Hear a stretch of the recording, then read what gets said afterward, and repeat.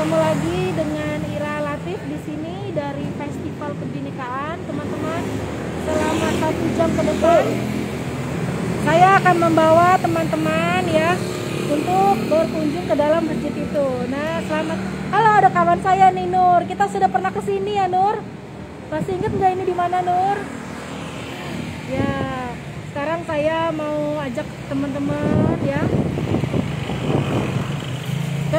lihat dalamnya masjid yang sangat unik sekali dari luar. Lihat tampilannya seperti kelenteng ya kalau dari luar ya, warnanya merah dan kuning. Ini adalah Masjid Lause, teman-teman ya, yang berada di kawasan Pasar Baru, di kawasan Krekpat ya, tepatnya di Jalan Lause. Kalau di kawasan sini memang dikenal sebagai kawasan pecinan, pecinannya Pasar Baru. Nur bisa dengar jelas sih berarti ya suara saya ya, Nur ya. Oke, sekarang sudah mau hampir waktu sholat asar, teman-teman. Ya, jadi saya harus segera cepat ya. Karena kalau sudah sholat asar nanti di masjidnya akan sangat ramai ya. Oke. Nah, dari luar penampakannya sangat khas Cina ya, teman-teman ya. Oke. Kita mau lihat dulu masjid ini ya. Halo, selamat bergabung buat teman-teman yang baru join dari bagian depannya. Nah, ini lihat dari pintunya saja nih teman-teman, udah bagus banget ya.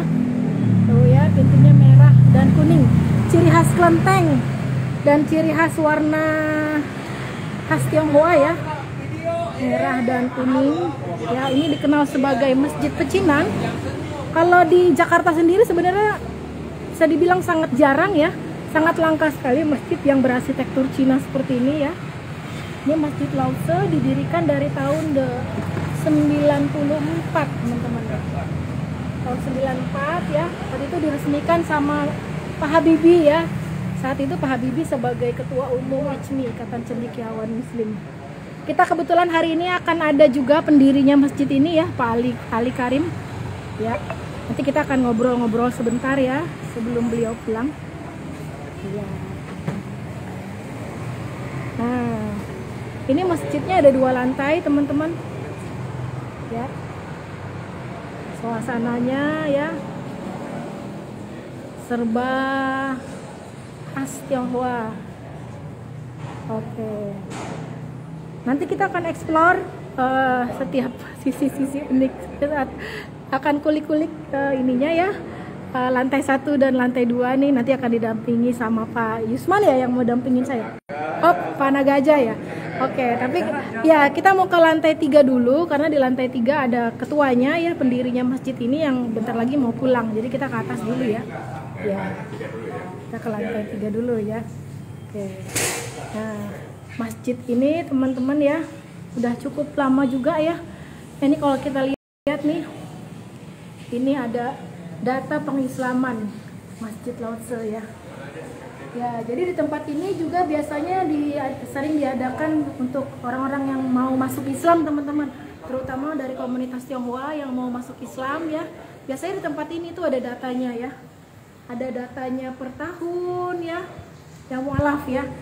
Yang mualaf ada berapa orang ya. Nah, terus nah, yang terbaru nih tahun bulan Februari, yang terbaru baru aja nih Pak Felix Kauntul. Ini baru masuk Muslim, baru masuk Islam nih teman-teman. Oke, sekarang kita naik dulu ya. Kita naik dulu ke lantai atas, baru nanti kita mau selamat bergabung. Ya, selamat sore. Saya sekarang sedang di Masjid Lause. Masjid yang dikenal sebagai masjid berarsitektur Tionghoa ya, di kawasan Pecinan Pasar Baru. Ini masjidnya unik teman-teman, nanti kita akan explore ya tentang masjidnya. Tapi sekarang kita mau ketemu dulu dengan si pendirinya, Pak Ali Karim. Ya, jadi masjid ini, lihat di masjidnya ada ini tuh hiasan-hiasan lampion. Ini belum pernah lihat kan, di masjid-masjid lain ada hiasan-hiasan lampion seperti ini. Oh, sekarang pas waktu sholat teman-teman ya.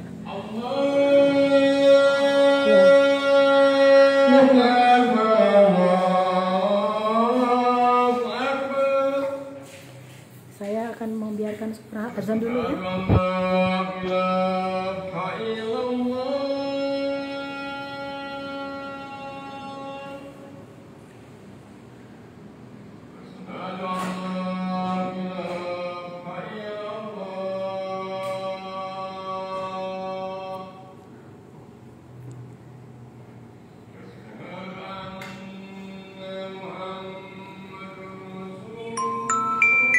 Selamat sore teman-teman, selamat bergabung.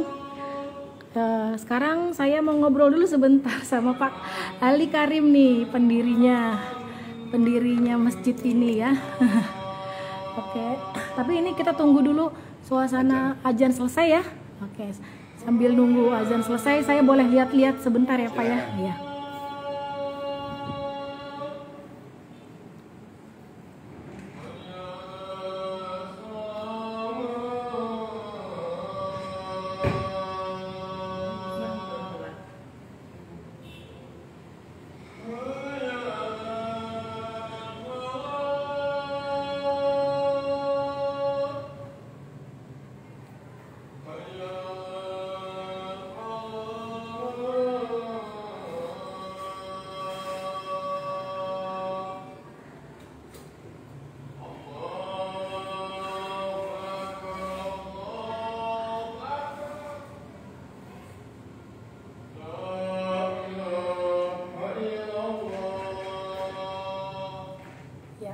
Oke, sudah selesai alhamdulillah suara azannya teman-teman.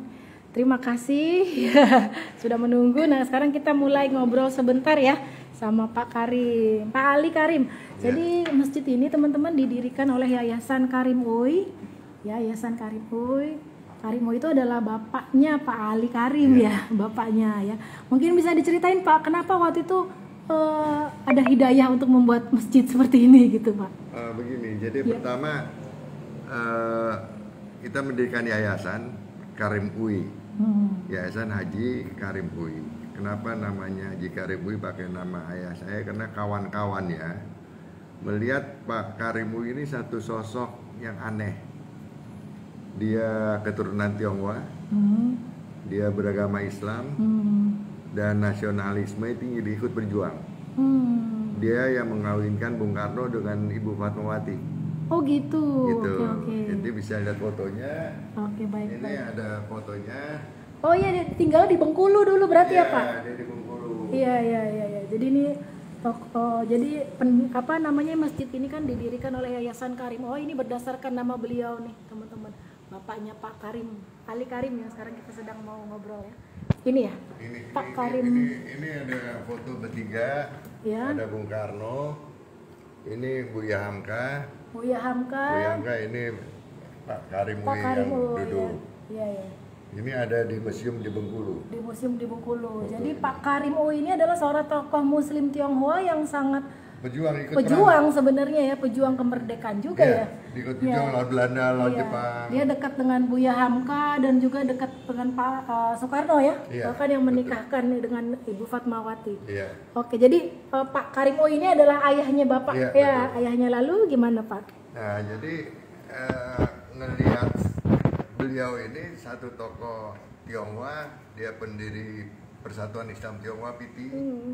Gitu. Jadi mempunyai nasional, maka kita mendirikan Yayasan Haji Karim Uy ini untuk menciptakan orang-orang Tionghoa yang mempunyai nasionalisme yang tinggi dan beragama yang benar. Oh gitu. Tujuannya itu. Oke. Nah, karena mendirikan itu karena kita bergerak di bidang pembauran.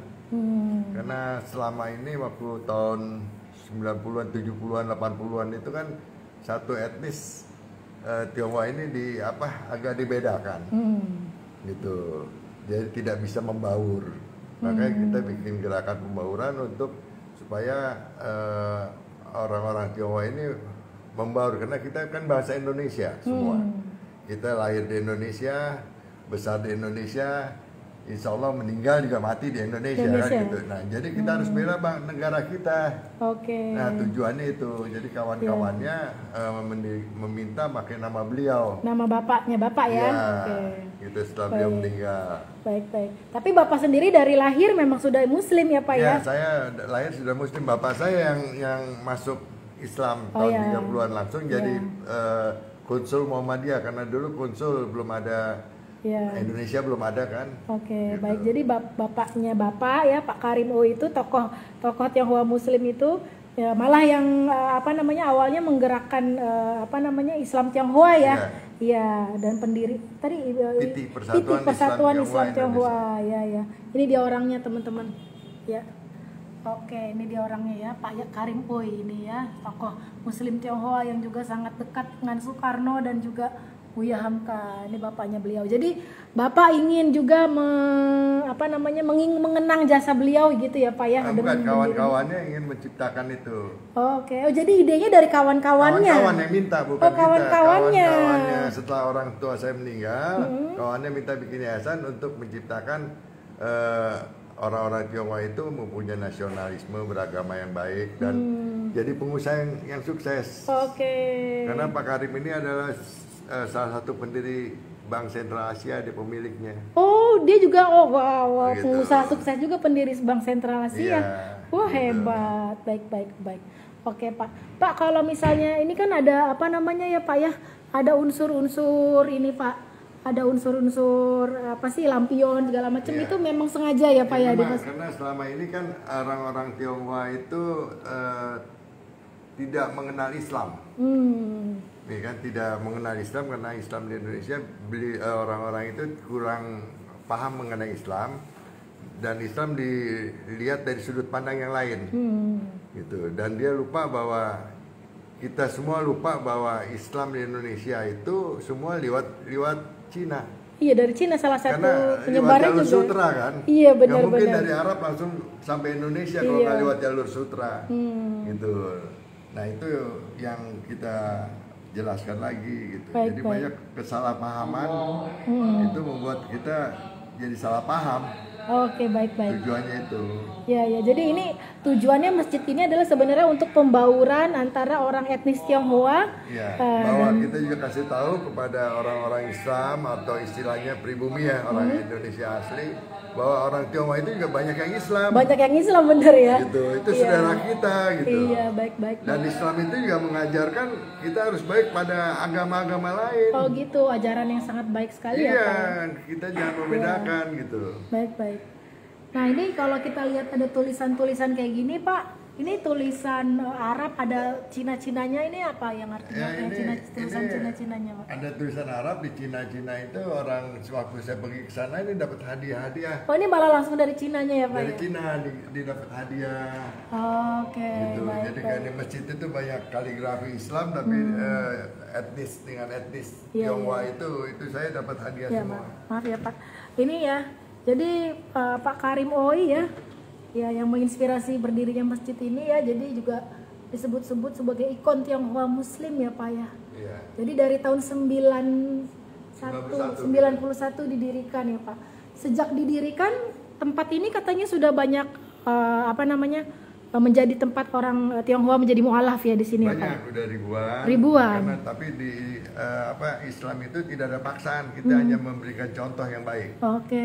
Gitu. Iya. Dan alhamdulillah banyak presiden udah, ya bukan banyak, ada Pak SBY pernah kemari. Oh iya. Paling rajin itu Pak Habibie. Pak Habibie sering kesini karena kan diresmikan juga sama beliau ya. Sebelum jadi menteri sampai jadi presiden, sampai sudah tidak jadi presiden masih tetap datang kemari. Oh iya, baik. Oke, Pak, ada ruangan apa lagi, Pak, kira-kira di sini, Pak, yang bisa Ya, diceritakan? saya rasa ini aja, karena selama ini kan ada foto-foto. Jadi koran-koran yang mungkin ada udah banyak yang sudah tutup malah, karena di zaman digital ya, maka sengaja ini kita pajang. Nah, ini pengurus-pengurusnya nih. Oke. Ya, jadi ini pengurusnya juga kebanyak ya, memang orang Tionghoa semuanya ya, Pak? Enggak semua. Ini kiai-kiai semua nih, Pak Kiai Ali Api, Ketua Majelis Ulama. Ini ada Pak Ketua dari Al-Wasliyah. Oke. Ini pendiri Pak Kiai Zen. Katanya dulu lagi awal masjid ini pendiri juga salah satunya orang Padang ya, Pak? Ya, pendiri ketuanya. Ya. Karena Islam itu tidak membedakan suku.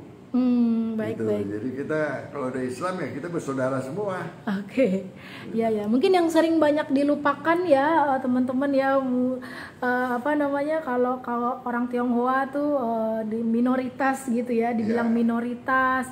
Terus juga apa namanya, kadang-kadang kalau yang mungkin iya dipersekusi, dan kadang juga diidentikan dengan komunis gitu ya Pak ya. Padahal banyak sekali juga orang di Indonesia itu agama Islam berkembang karena dari negeri Cina juga ya Pak ya. Ya, betul. Salah satunya dari Laksamana Cheng Ho, benar ya Pak ya? Malah sebelum Cheng Ho ada Sebelum masjid, Cheng Ho. saya ke Cina waktu itu, kebetulan saya di Majelis Ulama. Kita diundang. Itu ada masjid umurnya 1350 tahun. Terus Di Cina. Di Cina. Wow. Di Cina ada masjid. Jadi 700 tahun orang Cina sudah Islam, kita belum Islam di Indonesia. Iya. Karena masjid paling tua itu di Demak 650 tahun. 600 ya. Tapi entah kenapa malah kalau di sini persepsinya orang Cina tuh nggak lekat dengan Islam ya Pak ya? Iya, padahal di sana yang bawa banyak Islam. Oke, gitu, oke, ya, sebetulnya. ya. Oke, dari sisi sejarah juga kan yang menyebarkan agama Islam di Pulau Jawa juga banyak oleh Laksamana Cheng Ho dan pasukannya ya. Dan banyak macam seperti di Wali Pati itu, Songo. di Pati ada namanya Kiai Telengsing. Itu sebenarnya namanya Telengsing. Itu nama orang Cina, jadi dia Telengsing jadinya. Telengsing. Jadi banyak namanya berubah-ubah. Oke, baik. Oke, baik Pak Ali ya. Ya, baik. Karena Silakan Pak Ali juga teman-teman. ada acara ya. Terima kasih banyak ya. Kita mau lihat-lihat ruangan Boleh, lain, silakan. boleh Pak ya? Boleh, Ada. silakan ke bawah. Nanti Lagi saya sholat, ya, paling nanti saya minta yang lain dampingin ya. Pak Ali terima kasih banyak, sehat-sehat terus ya Pak Ali. Terima kasih sudah mau menerima. Ya, jadi itu dia, kita sudah ngobrol sebentar ya. Jadi tahu ya, memang tujuan masjid ini adalah untuk pembauran ya, teman-teman. Untuk pembauran. Nah, ini juga ada ininya sih, apa, ada kliniknya ya. Jadi masjid ini juga ini teman-teman, bukan saja untuk ini ya, bukan saja untuk ibadah ya, tapi juga siar agama ya. Terus selain itu juga oke.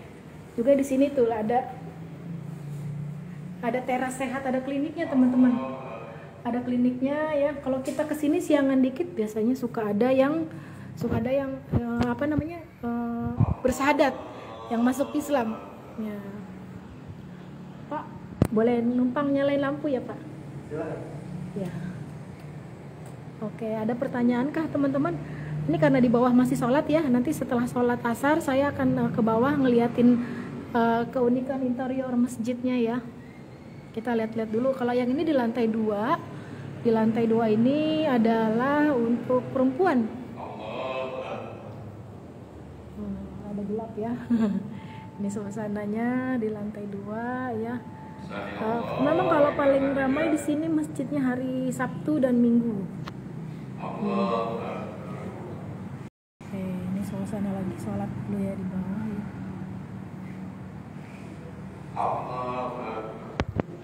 Oke. Adakah pertanyaan teman-teman tentang masjid ini ya? Saya mau menunjukkan interiornya, cuma karena lagi masih sholat ya. Saya jelasin dulu aja yang kira-kira ruangan-ruangan yang tidak dipakai untuk sholat nih lah. Bahkan kamar mandinya merah dan kuning ya, seperti warna khas Klenteng ya. Saya mungkin mau tunjukin dulu apa ya.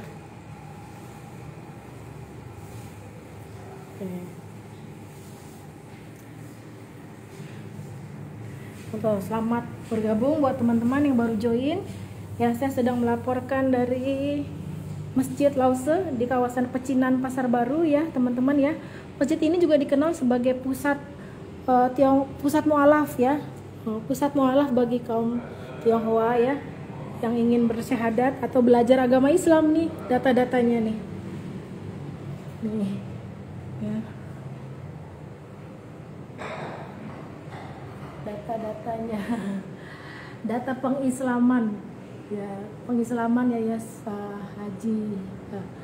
Pengislaman Masjid di Lause. Jadi kalau kita kesini biasanya siang-siangan dikit ya, itu kita akan menemukan banyak ada saja orang yang bersyahadat, orang Tionghoa. Jadi memang kalau ditilik dari sejarahnya teman-teman ya, agama Islam ya berkembang di Indonesia termasuk di Pulau Jawa itu juga salah satu penyebarnya yang banyak itu adalah Lause dan juga pasukannya ya yang dia datang dengan ribuan pasukannya ya, karena dia dari negeri Cina, dia sudah beragama Islam ya. Ketika sampai di Pulau Jawa akhirnya menyebarkan agama Islam ya. Sebenarnya banyak juga pengaruh agama Islam teman-teman ya, pengaruh budaya Cina terhadap agama Islam di Nusantara, termasuk beduk ya. Beduk juga adalah pengaruh dari budaya Cina ya, karena kalau beduk itu memang kalau kita ke negara lain misalnya di Arab di Eropa, masjid-masjidnya nggak ada beduknya gitu. Nah ini kita lihat ya, di sini tulisan-tulisan Al-Qurannya tentu saja sudah dengan bahasa Cina ya, bahasa Cina. Nah ini tujuannya tadi tujuannya Pak Ali Karim mendirikan tempat ini ya memang untuk pembauran teman-teman. Jadi tadi menarik juga, saya sempat ngobrol ya dengan Pak Karim juga sebelum syuting ya. Jadi dia mempunyai keprihatinan gitu, keprihatinan karena orang Tionghoa, dia sebagai orang Tionghoa dia merasa padahal orang Tionghoa itu sudah ada di sini sejak sebelum abad 15 ya, dan nggak pernah menjajah Indonesia gitu, tapi kenapa banyak sentimen negatif terhadap orang Tionghoa gitu, padahal kalau orang Belanda kan menjajah ya selama 350 tahun tapi nggak dibenci gitu. Nah terus orang Jepang juga menjajah selama 3,5 tahun dan nggak dibenci juga, sementara kalau orang Cina secara turun-temurun entah kenapa banyak menjadi sentimen negatif. Nah tujuan Pak Ali tadi ya, dia mendirikan yayasan ini, yayasan yang dibuat atas nama bapaknya tadi ya, Pak Karim itu ya, ternyata adalah tokoh Muslim Tionghoa. Dia untuk meluruskan image orang Tionghoa ya, yang juga ternyata banyak Islam teman-teman ya. Pak mungkin boleh lihat-lihat Pak, boleh ditemenin ya, ada apa aja nih ya.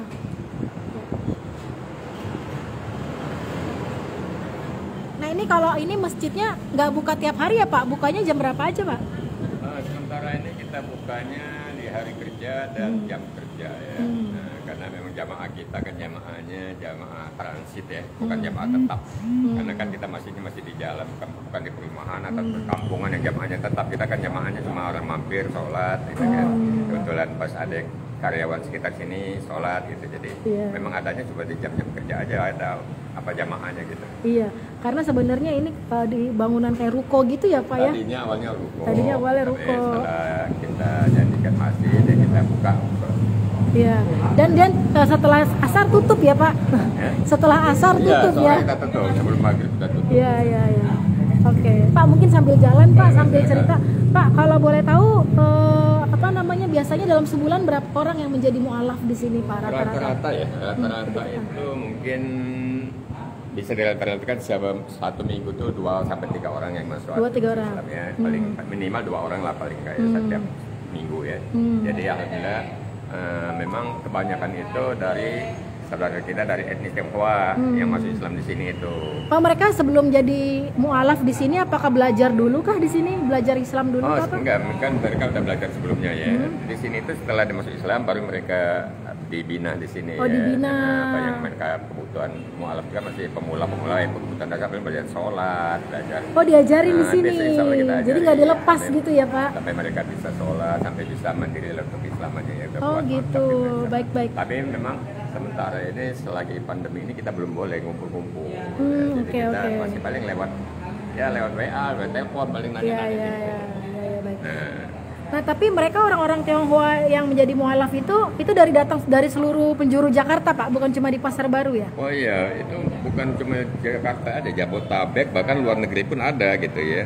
Dari luar negeri terus mereka mu'alafnya di sini. Iya, syahadatnya di sini. Ada yang dari negeri Tiongkok, ada dari Amerika, dari Jerman, dari Eropa, dari Korea, Jepang ada. Gitu. Oh iya. Kebetulan mereka lagi di Indonesia, mereka tahu ada masjid ini, mereka dapat hidayah ingin masuk Islam, banyak kita yang membimbing yang dari luar negeri juga. Jadi nggak selalu orang Tionghoa ya Pak ya? Tapi sebagian besarnya memang orang dari Tionghoa. Oke. Pak, ini kan masjidnya kan identik sama warna merah sama merah dan kuning. Apakah itu memang karena ingin mempertahankan unsur kecinaannya, Pak? Coba kita sambil jalan ya, Pak. Mungkin ini bukannya apa ya, kita cuma ada ciri khas aja gitu ya, supaya ada daya tarik ya. Daya Ada tariknya. daya tariknya kan, kita mau masjid kita kan kecil ya, kalau orang kan masjid yang besar banyak ya. Jadi Iya. apa sih daya tariknya? Nah, Iya. kita bikin daya tarik supaya orang mau bisa datang ke sini. Gitu ya. Benar-benar. Bentuknya juga kita nggak seperti ornamennya kayak seperti masjid. Ya, Iya. seperti Nggak ada kelenteng. kubah ya, Pak? Nggak ada kubah. Nggak ada kubah, nggak ada menara. Nggak ada gitu ya. menara. Tapi kenapa nggak ada beduk juga, Pak, di sini? Nggak ada juga, betul. Paling kita cuma ada azan aja, identitas kita azan, memang suara luar kalau azan, kalau pengajian kita suara dalam gitu ya. Oke, biasanya di sini kalau apa Sabtu Minggu sebelum pandemi suka ada pengajian ya, Pak ya? Betul. Untuk pembinaan Iya. mualaf kita Sabtu Minggu biasanya. Oh, pembinaan mualaf Nah, ya. kita kaligrafi kita nih, kaligrafi khas Mandarin ya. Ini kaligrafi khas Ini dari Mandarin. Tiongkok sana, dari negeri Tiongkok. Oh, ini. langsung dari Tiongkok ya? Ini ada yang hadiah dari ulama di Beijing, ada yang memang pengurus kita datang jalan-jalan ke sana beli oleh-oleh kaligrafi. Oh, iya, iya, iya. Ini kiri kanan ini bacanya sama. Ar-Rahman. Nah, ini bahasa Arabnya Ar-Rahman, ini Ar-Rahman. bahasa dalam bahasa Mandarinnya Ar-Rahman juga. Ar-Rahman Ar-Rahim. Ya, baik-baik teman-teman. Nah, jadi sebenarnya kalau komunitas Tionghoa itu kan di Indonesia 15% ya, teman-teman ya. Cukup besar juga sebenarnya komunitas Tionghoa di Indonesia ya. Dari 15% itu yang saya baca ya, 5%-nya adalah orang Islam. Iya, jadi itu jadi itu adalah populasi yang cukup besar sebenarnya ya, cukup besar dan mungkin sering dilupakan selama ini ya, sering dilupakan dan juga sering dianggap tidak dianggap gitu ya. Padahal orang Chinese kan juga banyak yang Tionghoa, banyak yang Islam gitu. Tokoh-tokohnya juga. Tokoh-tokohnya ya. Banyak Islam. Tokoh-tokoh yang sering kesini siapa aja lagi Pak yang Tionghoa Pak, yang sering? Oh, biasanya kesini tuh Pak Yusuf Hamka ya biasanya. Pak Yusuf Hamka ya. Hamka, Ya. usaha. Ya, dia pengusaha dari pengusaha Tionghoa Muslim yang terkenal tuh ya, Iya, Pak Yusuf alhamdulillah, Hamka. ya, dia sering kesini. Sini. Anaknya dia juga bahkan mualaf sahadat di sini ya, dia sahadat mualaf di sini anaknya luar biasa. Oh, karena dia dulunya katanya orang Pasar Baru ya Pak. Iya, dulunya orang asli sini juga. Oke, baik-baik. Nah, di sini kan katanya selain menjadi tempat ibadah, pusat kegiatan ini juga ya Pak ya, kegiatan syiar ya Pak ya. Tadi ada apa aja fasilitas di masjid ini Pak selain Kalau untuk syiarnya kita pertama memang kita pusat informasi Islam ya. pusat informasi Islam? Islam untuk saudara kita dari Tionghoa yang Oh ingin tahu gitu, Islam. gitu. Mereka ingin tahu Islam, biasanya mereka datang ke sini itu merasa nyaman ya, nggak ada rasa gimana gitu, karena suasananya nggak seperti masjid. Nah, mereka tanya tentang Islam gitu ya, tentang apa mungkin selama ini persepsi mereka tentang Islam itu kurang pas, dia tanyakan, oh ternyata salah, keliru kan persepsinya, sehingga ada satu pencerahan lah untuk mereka untuk kedepannya memahami Islam itu seperti apa gitu ya, bukan ya, jadi nggak ada salah persepsi lagi gitu. Oke, baik-baik. Ini sebagai apa kan tadi kata Pak Yusman, interiornya memang seperti khas kelenteng gitu ya, merah kuning, juga sebagai cara apa ya membuat menarik orang Tionghoa juga kan, ini kan dekat dengan hati mereka sebenarnya, familiar karena seperti kelenteng. Ada Baik-baik. lampion, ada apa kan mereka Ada lampion, serasa ke kelenteng padahal ke masjid ya Pak. Iya. Tapi ada sering orang salah sangka Pak, mengira ini bukan masjid gitu. Pernah ada kejadian ya. Ada kejadian, katakanlah Pak Diki, mungkin ada orang tua dulu datang ke sini langsung ngidupin hiu, dikira dia kelenteng gitu. Dia begitu dikira ini masih perlu dia sadar, oh ternyata masjid di Ngidupin hionya di mana Pak? Di dalam, Pengidupin. masuk ke dalam dia hidupin hiu, waktu itu belum ada karpet ya, belum ada karpet. Oh. Belum pasang sajadah Iya. gitu. Nah, kejadian penting kita kasih tahu ini masjid, oh dia ternyata salah. Oh, jadi karena ini tampilannya kayak kelenteng di juga, ternyata kelenteng, pernah juga dia ada yang betul, salah ya. sangka dikira ini kelenteng dan berdoa seperti Iya. di kelenteng. Iya, Menarik nggak apa-apa. sekali Pak Yusman ya. Alhamdulillah. Kita juga banyak komunitas kita dari saudara kita dari lintas etnis, lintas agama yang suka ke sini berdialog dengan kita. Baik. Berdialog dengan kita. Iya. Biasa di sini memang salah satu dikenalnya Masjid Lausi itu tempatnya pembauran nih. Pembauran, Kita masjid memberi pembauran. Contoh bagaimana kita berbangsa Indonesia itu kita satu tanpa membeda-bedakan etnis, suku, agama gitu. Jadi kita contohkan di sini. Gitu. Baik Pak Yusman. Kalau sekarang Pak, karena pandemi ini kegiatan yang tadi yang buat pengajaran buat orang-orang mualaf apakah masih berlangsung Pak? Kalau sementara ini kan kita belum boleh ngumpul-ngumpul, tapi kita mungkin lewat bikin grup WA gitu. Oh, Grup gitu. WA mungkin lewat telepon kita mereka ada sesuatu masalah yang ingin tanyakan dia bisa tanya lah. Jadi tetap syiar dilakukan ya. Tetap ada ya, tetap. Oke, ini dengan Pak Yusman kan sih Pak manggilnya. Yusman, Coba sebagai humas. Pak Yusman sendiri humas ya, humas di sini. Tapi juga asli orang, maksudnya dari lahir sudah Muslim Pak Yusman. Saya orang yang Muslim dari lahir. Saya Dari lahir. sebetulnya bukan dari Tionghoa, saya dari Palembang ya. Aslinya. Oh, tapi ada darah Tionghoanya. Kurang tahu juga selalu ke sananya. Mungkin dari Palembang tuh mungkin ada. Orang Palembang ya, banyak yang keturunan mirip-mirip Tionghoa. juga ya. Oh gitu, ya. Tapi di sini banyak jemaah Muslim Tionghoa kebanyakan Pak yang ibadah di sini. Khususnya yang mualafnya ya. Yang mualafnya. Mungkin 90%-nya itu dari Tionghoa. Oke, baik. Oke. Ada pesan-pesan khusus Pak buat yang nonton Pak dari penonton Festival Kebinekaan? Ya alhamdulillah ya kita minta supaya kita ini satu ya. Kita Indonesia itu ya terdiri dari kebinekaan itu sangat dikenal ya, Bhinneka Tunggal Ika-nya itu yang paling penting kita pertahankan kebinekaan kita memang ditakdirkan di Indonesia ini bermacam-macam suku, bermacam-macam etnis, bermacam agama, dan kita harus tunjukkan keekaan, kesatuannya itu kita satu ya. Karena tidak ada kemenangan tanpa kekuatan, tidak ada kekuatan tanpa persatuan. Baik, terima kasih Pak Yusman ya. Oke, ya itu teman-teman ya makasih Pak. Kita sekarang jalan-jalan, saya lihat dulu ya, tunjukin detail-detail masjidnya ya. Oke teman-teman ya, saya kan juga bersama Wisata Kreatif Jakarta ya, cukup sering juga datang ke sini dalam rangkaian wisata Bhinneka ya. Kita keliling rumah-rumah ibadah ya. Lintas agama gitu ya untuk mengenal berbagai rumah ibadah. Ini adalah masjid yang juga cukup sering kita datangi dan biasanya juga kalau saya bawa peserta tur ya mereka banyak yang ini ya, banyak yang takjub gitu ya. Wah nggak nyangka dari luar kayak kelenteng bener-bener ya, dari luar kayak kelenteng ya, pas begitu masuk ternyata ada masjid. Memang masjidnya sangat sederhana ya teman-teman, tadi lihat sendiri ya, hanya kayak gini ya, hanya jauh dari mewah sebenarnya ya, tapi ini unik ya karena ciri khas seperti ini ya, ciri khas Tionghoa serba merah kuning ya. Kenapa didirikan di Jalan Lao Tse? Oke. Wow, itu pertanyaan yang benar, yang baik sekali ya. Ya, karena ini memang dari dulu kawasan ini kan dikenal kawasan pecinan ya teman-teman ya. Ini kan kawasan di sini, ini kan kawasan Krekot dan juga di Pasar Baru itu kan juga ada kawasan pecinan cukup besar. Nah ini ada yang tanya nih Pak, kenapa didirikannya di Jalan Lao Tse ini dulu, memilih tempat ini? Memang kita memilihnya itu di daerah pecinan.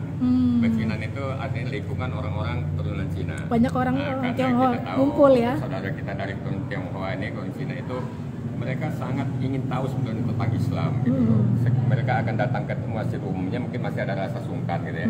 Jika kita hadir tengah-tengah mereka dengan penampilan kita nggak seperti masjid, mereka datang dengan enak aja, datang sih ngobrol seharian, ikut katakanlah pengajian kita bebas. Mereka belum Islam, kita persilakan untuk datang untuk menyaksikan teman-teman kita ibadah, bagaimana sholat, bagaimana belajar Islam itu kita persilakan. Jadi memang kita sengaja pilih tempat di lingkungan pecinan ya. Kebetulan memang di Jalan Lao Tse ada. Dari dulu memang ini Jalan Lao Tse ya. Nama jalannya Jalan Lao Tse.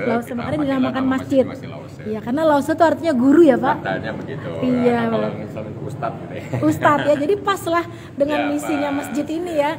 Untuk juga edukasi ya buat orang-orang yang ingin belajar Islam, terutama untuk kalangan Tionghoa. Halo Mbak Lian Laurenia, selamat bergabung. Saya sudah mau kelar nih. Saya lagi melaporkan dari Masjid Lao Tse yang bernuansa sangat khas Tionghoa ya. Dan juga ternyata masjid sederhana ini teman-teman menjadi pusat penyebaran agama Islam buat orang-orang Tionghoa Muslim ya. Bukan cuma di Jakarta, tapi juga di berbagai daerah ya Pak ya. Dari luar negeri juga ternyata katanya banyak yang menjadi mu'alaf di tempat ini, bersyahadat ya, melakukan syahadatnya itu di tempat ini teman-teman. Oke. Iya, saya sudah mau kelar nih. Ya, ada yang mau ditanya nggak, Mbak Lian? Ya, tadi kita sudah lihat bagian luarnya ya. Kalau kita lihat bagian luarnya, ya itu seperti kelenteng memang ya. Tadi katanya banyak ada juga ternyata orang yang salah ya, masuk ke sini dikira kelenteng terus dia berdoa nyalain hiyo. Ya, oke. Nah ini dia ya, masjid yang sangat unik. Teman-teman, tur virtual ini adalah bagian dari Festival Kebinekaan ya, yang sedang berlangsung hari ini sampai tanggal 28 Februari. Jadi masih ada tiap hari. Setiap hari juga ada tur-tur virtual dari rumah-rumah ibadah seperti ini.